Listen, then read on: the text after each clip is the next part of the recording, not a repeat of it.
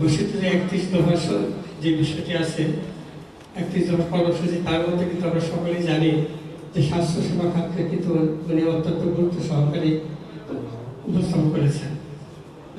আমি কিন্তু আমার ইস্তেহারের মধ্যে এটাই ছিল যে আমরা নারায়ণগঞ্জে একটি মেডিকেল কলেজ স্থাপন করবো, শুধু তাই নয়, একটা পূর্ণাঙ্গ ক্যাটল্যাব সহকারে আমরা একটা পূর্ণাঙ্গ চিকিৎসালয় একটা আমরা চাচ্ছি।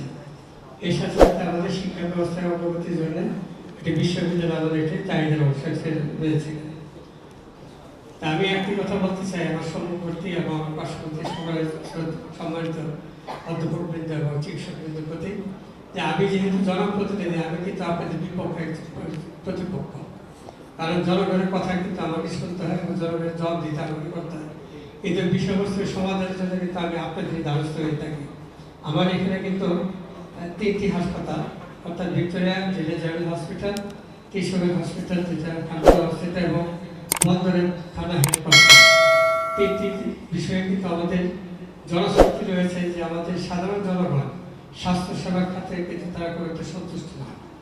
এই যে অসন্তুষ্টি বিষয়টি রয়েছে, এর মধ্যে কিন্তু আমি আপনাদের কাছে প্রত্যাশা রাখবো যে জনচাহিদার জন্য আপনাদের আমি সহযোগিতা কামনা করছি।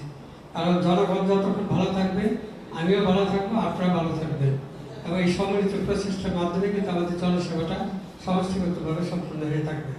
অতএব আমরা এখানে আমাদের বিরুদ্ধাচরণ করতে চাচ্ছি না যে কি কোথায় সেবার আমাদের কোথায় আমাদের গাফিলতি রয়েছে, অসঙ্গতি রয়েছে, অসন্তুষ্টি পর্যায়ে রয়েছে, সেই পর্যায়ে না যেয়ে কোনো বিরোধী সৃষ্টি না গিয়ে আমি শুধু সরাসরি একটা আবেদন জানাবো যে আপনারা সকলেই কর্মদক্ষ ব্যক্তি এবং আপনারা সকলেই ভিন্ন পেশা না যেয়ে একটা সেবামূলক পেশা আপনারা নিজেদেরকে অধিষ্ঠ করেছেন।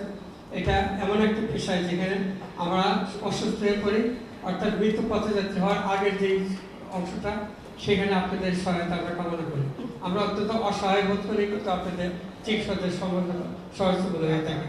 আপনাদের এই যে আপনাদের মানবিক সেবা প্রদানের যে আপনাদের অধিকার, সেই বিষয়টা আমি আশা করব যে আমাদের এই ড্যাবের মাধ্যমে, যেহেতু আমরা বাংলাদেশ জাতীয়তাবাদী দলের একটি সমর্থিত একটা অঙ্গ সংগঠন, মানুষ কিন্তু অত্যন্ত আশাবাদী আপনাদের উপরে, আমাদের উপরে। কারণ 18 বছরের যে শহীদের শাসন ব্যবস্থা থেকে আমরা আজকে মুক্ত জগতে আজকে আসার সুযোগ পেয়েছি, এটিকে কার্যকরভাবে আমাদের নিয়ে আসতে হবে জনসেবার মাধ্যমে।